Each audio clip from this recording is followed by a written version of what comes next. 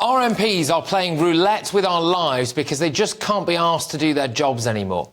In France, they've been tackling extremism head-on, strengthening their laws, expelling radical imams, closing extremist schools and mosques, cutting funding for Islamist charities. They had the balls to confront the failures of multiculturalism. They banned the veil in schools and in the civil service. They tried to force integration. Here, our civil service sends all staff emails about World Hijab Day, whilst a dodgy asylum seeker who doused a woman and child with acid was still on the loose. And a video emerged yesterday as well, showing, well, frankly, that they'd all just given up, didn't they? A civil servant out on the stump for George Galloway. Rishi Sunak's solution is to change the definition of extremism, come up with a framework and try to appease people by getting Jeremy Hunt to open the budget with a statue for Muslim war veterans. We have record levels of mass migration that is ripping this country apart, socially crippling us financially. We have a housing crisis that requires something radical in order to sort it. We have record NHS waiting lists. We need new hospitals. What we've been given is pharmacists essentially doing GP appointments. We don't have enough schools. As it stands, 1 in 5 schools are full or have more children than they're supposed to. What are we doing about that? Nothing. Jeremy Hunt unveils a Labour budget written by the OBR. He designed a budget singularly around let's not do anything controversial, instead of what will help people's lives or get votes. Now, I found that baffling initially, but then last night I realised what's happening. They've stopped caring. They don't want to do what it takes to sort any of this stuff out because all they're bothered about now is protecting their legacy on the dinner party circuit. Theresa May is the latest rat to jump off the sinking ship. She won't be running for re-election. She joins 58 other Conservative MPs, I think it is now, it might have gone up in the last few minutes, 4 ex-Conservative MPs, 1 former SNP MP who now sits with the Conservatives, and 5 Conservative MPs who have said that they won't stand for re-election in their current seat, but might give it a go somewhere else. So I think I make that now 69 MPs in total from our ruling party, basically, are off.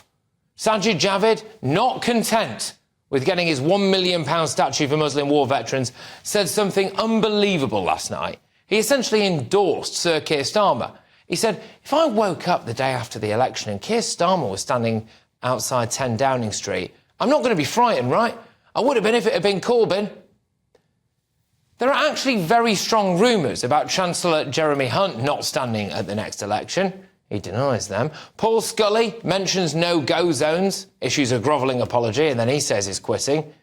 Tory party donations have dropped by a third. They are down to 18% in the opinion polls, and about 60 of them have literally told us that they don't want to do their jobs anymore. They would rather that you and I live with massive societal problems and the constant threat of Islamism than work hard to sort it out. They are too afraid of protecting their reputations to do anything. The reality is, though, they haven't got a reputation to protect. Let's get the thoughts of my panel. This evening I am joined by former BBC chief political correspondent, it's John Sargent, director, Popular Conservatives, it's Mark Littlewood, and, of course, entrepreneur and apprentice finalist, Joanna Jarju. Mark, I'll start with you on this. Why can't they be asked anymore to keep us safe and sort this country out? Well, hang on a second, Patrick. Let's do a little bit of maths here.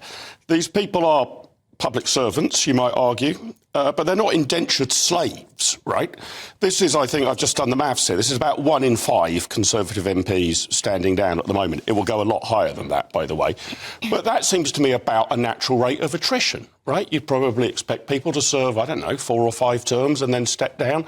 It seems to me in Theresa May's case, perfectly sensible. She wants to do something else with her life. She's, I think, performed pretty well in Parliament since standing down as Prime Minister. Do you think they're going to be energised, Mark, to sort out any of the kind of things that we've actually got going on right now? By the time that Rishi Sunak's extremism framework works itself through, how many more hundreds of Jews are going to be appallingly abused? No, you're right. Listen, Patrick, I share your disappointment about the budget as well. I'm a supporter of the Conservative Party, but sometimes you get the feeling that whilst the wheel is turning, the hamster is dead.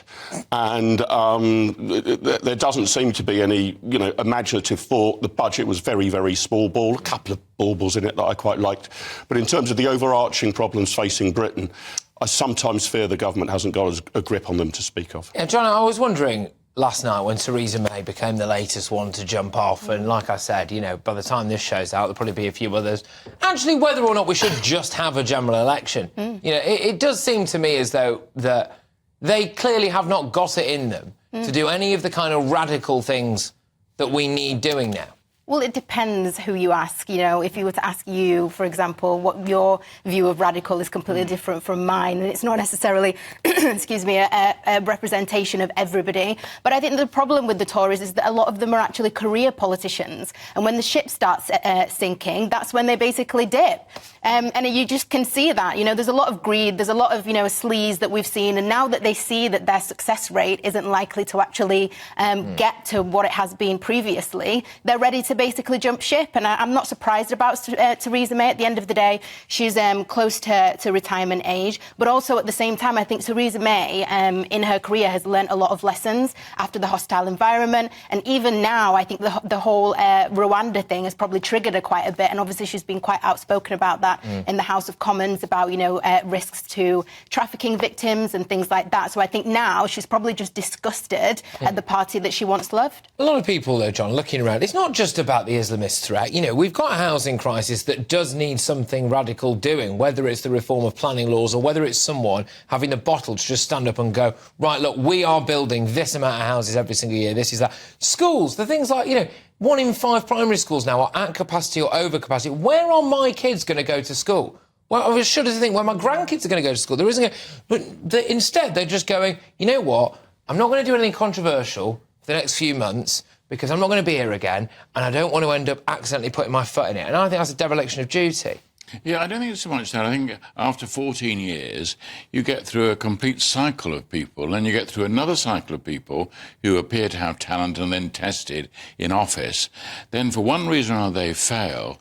And after a bit, after 14 years of creating new governments, new ideas and all the rest of it, don't be surprised if they look exhausted and they appear exhausted and they do boring things because they've gone through all the possibilities of should we try this, should we try that. And you do need new blood, you need new talent, but also what you can't do with these old fogies, you can't say, you must stay at your post. No, go. If you want to go, don't stay around here because there are lots of people who would love to come in and they would then have their heart set on going into government and doing something to change the country. There are real-world consequences for this, Mark, and you look at that budget and you think, what the nation needs, what people need now. If we've got a Chancellor whose main concern, as I suspect it is, was standing at that dispatch box and just not spooking the horses, let's not do anything, let's just get through this, I don't want much controversy, that's not actually what the country needs. No, you're right, and you mentioned in your remarks, Patrick, and I know you did it slightly tongue-in-cheek, but I think only slightly tongue-in-cheek, the OBR, the Office for Budget Responsibility, now effectively writes the budget. I don't want to overstate that, but it sets margins within which the Chancellor operates about how much fiscal headroom he has. It's almost as if the OBR's sort of doshing out pocket money to Jeremy Hunt and he's then deciding how to spend it. And although you can see the temptation to want an independent watchdog rather than politicians marking their own homework, I'd like there to be much more discretion for the Chancellor of the Exchequer. These forecasts, even if well-intentioned, are often miles out by tens of billions of pounds.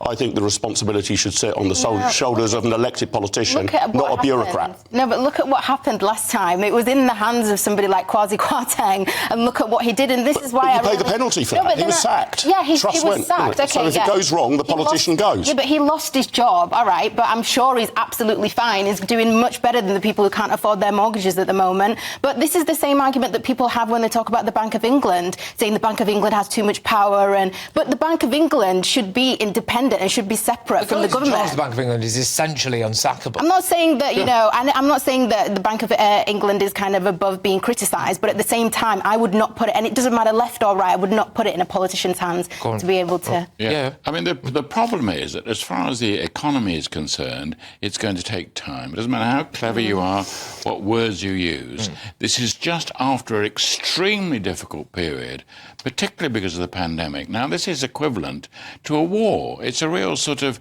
you throw all the money you can at it because nobody knows quite what to do. So all sorts of mistakes are made, but the key thing is a lot of money was spent and that has to be paid for.